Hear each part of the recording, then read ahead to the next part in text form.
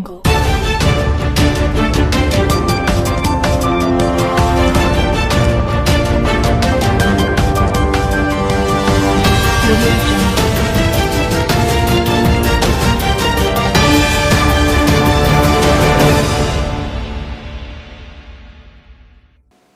To TGNI news.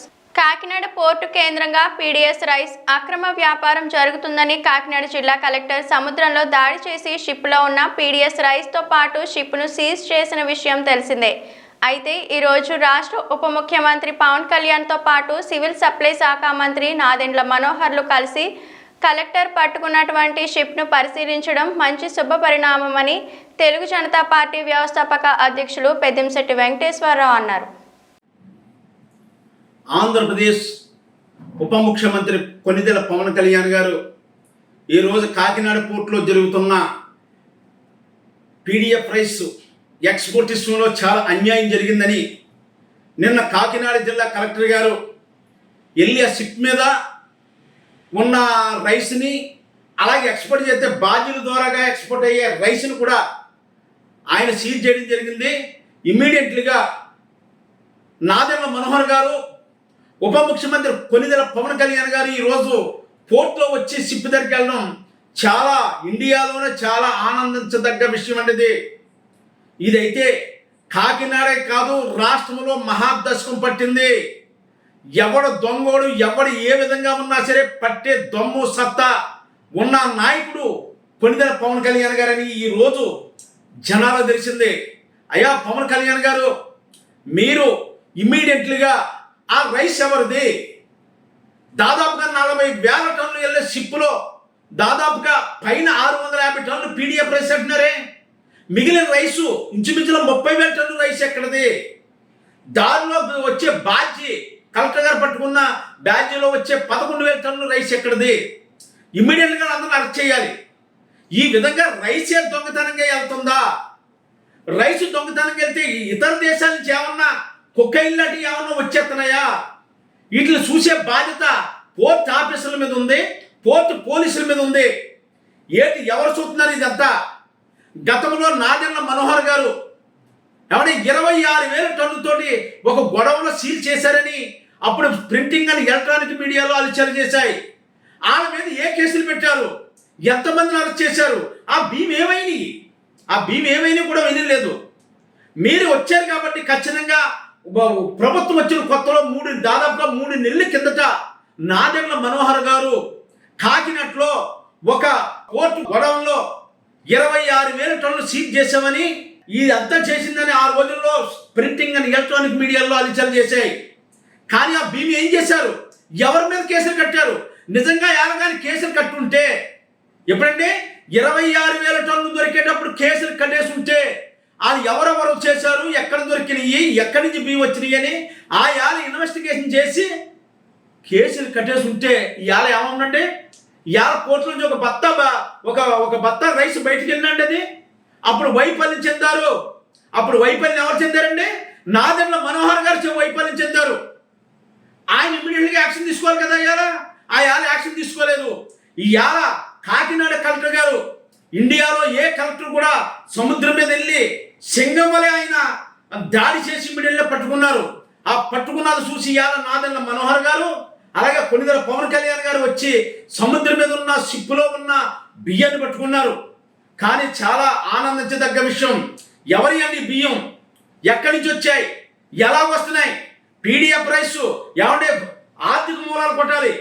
ఏమంటే పవన్ కళ్యాణ్ గారు ఆర్థిక మూలాలంటే ఎవడైతే బియ్యాన్ని అమ్మేస్తున్నాడు, కార్డు ద్వారా బియ్యం తీసుకుని ఆ బియ్యం నచ్చలేదని అమ్మేస్తున్నాడో వాడిని పట్టుకుని వాడి కార్డు రద్దు చేయండి. వాడు కార్డు రద్దు చేసి పీడీఎఫ్ బియ్యం రాదు కాదండి. ఖచ్చితంగా ప్రతి ఒక్కరు ఆర్థిక మూలాలు ఉంటాయి కదా. దొంగ బియ్యం ఈ విధంగా పోతున్నాయి అంటే దొంగ బియ్యం మన కాకినాడ పోర్టు నుంచి వెళ్తున్నాయి. కాకినాడ పోర్టుకి ఇతర దేశాల నుంచి దొంగ వస్తువులు ఎన్ని వస్తున్నాయి? జిఎస్టీ లేని బంగారం ఎంత వస్తుంది? కొకైన్ ఎంత వస్తుంది? ఏమవుతుంది అది ఎవరో తెలుసు.